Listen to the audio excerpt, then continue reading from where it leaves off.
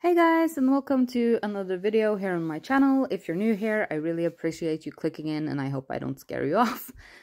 If you're a subscriber, then I'm sorry this video is so late and a little jumbled and I'm doing a voiceover thing instead of what I usually do. February sort of kicked my ass, so I'm and rounded the whole thing off with giving us COVID right at the end there just to kick March off at a good start. You know, so at the filming of this video I had almost no voice and I just had to force myself to set this up because I really needed the pages for planning.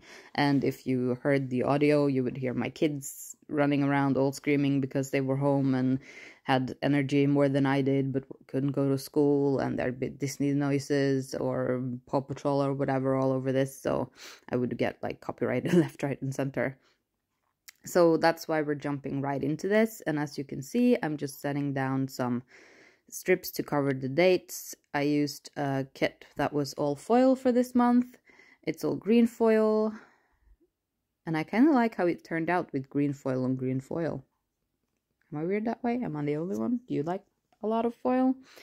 At least this month is foil heavy for me. And I do this covering up of the month dates like this because, as you can see, one of the Mondays here is marked as a red day, which means it's probably a holiday in Japan, but it isn't here. And I like to keep track of those kinds of things for the Norwegian holidays because that tells me if that's like an extra pay or something for work and that kind of thing, and or if the kids are off school and that sort of thing. So if it marks some other country's holidays like that, then that throws me off. So that's part of the reason why I redate my Hobonichi weeks, even though it is a Monday start. So that works for me because Monday is the start of the work week in Norway. So I just redate it and I put like, I cover it up like that and I put like date dots down like this. And yeah, that works for me. So that I can use this functionally because this is my catch-all and I use it for future planning and everything. So I kind of need it to reflect accurately for me. And I'm really loving how this green days of the week foil, like foiled green days of the week, turned out on top of that pattern green foil. It really meshes very well in real life, even though it looks a little weird on camera.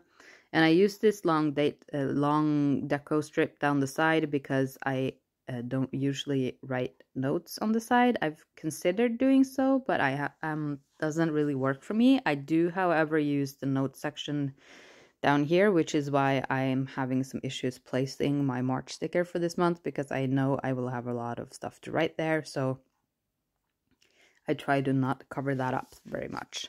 And that's how the monthly view turned out. Now we're going to the note section where I am putting up some trackers and planning pages for my meals and for like a 1 line a day thing. I kind of like to write down a highlight for the day or that kind of thing. So that's what I'm doing here. I'm just putting up some washi to match the color scheme, and then a sticker for March that doesn't match the color scheme. It's red foil, but I chose the red foil kit to use for the whole, just it's cohesive through the whole year instead of by month. But yeah, so I write down the dates here, but I'll be doing that off camera because I don't want to bore you with watching me write the numbers 1 through 30 like all over. So I'm not going to write that on the habit tracker or anything yet. But this is my habit tracker. I just write habits with my green acrylograph. I think it's the 0.7. And then I just put some more of that washi over here to just put some deco.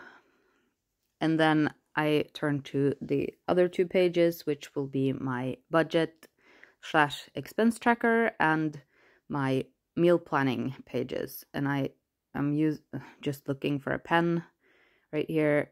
I'm using my Sakura Pigma microns for this. And I find I write better lines. They stay straight when I go bottom to top instead of the other way around. I don't know, it's some control my hand thing, I guess.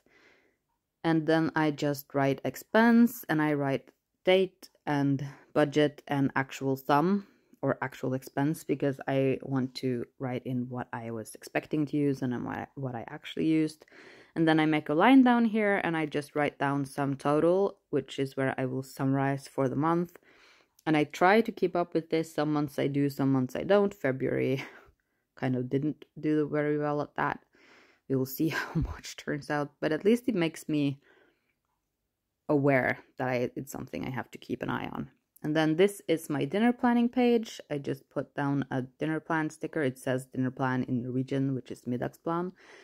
And then this is a new spread I've been doing. This is my second time doing this. I saw somebody on Facebook or somewhere, I'm sorry, I can't remember the name, who did a horizontal sleep tracker combined with some other sort of habit trackers or something. I think this person had or some notes and some quotes and things, and I thought, I could fit more stuff in this, like more condensed together trackers if I do it this way. So I came up with this, where I track my sleep at the top, and then I track my steps, and I track my water intake, my energy levels, if I ate certain meals, and what meds I had to take, because I have chronic headaches and things, so I sometimes take more meds and sometimes I don't take meds, and I kind of need to keep track of what I took when and that kind of thing. So here I'm just writing down the hours for the sleep tracker, and then I wrote down energy levels. And then I'll just be writing the headers, so sleep and energy levels and steps and all that kind of thing down here. And we'll see. It worked well. It's one of the few trackers I actually kept up with in February, so we'll see how I do in March. And that's gonna be it for this video. I'm about to round up, so thank you so much for watching. I hope I didn't scare you off. Please give me a thumbs up and subscribe if this is your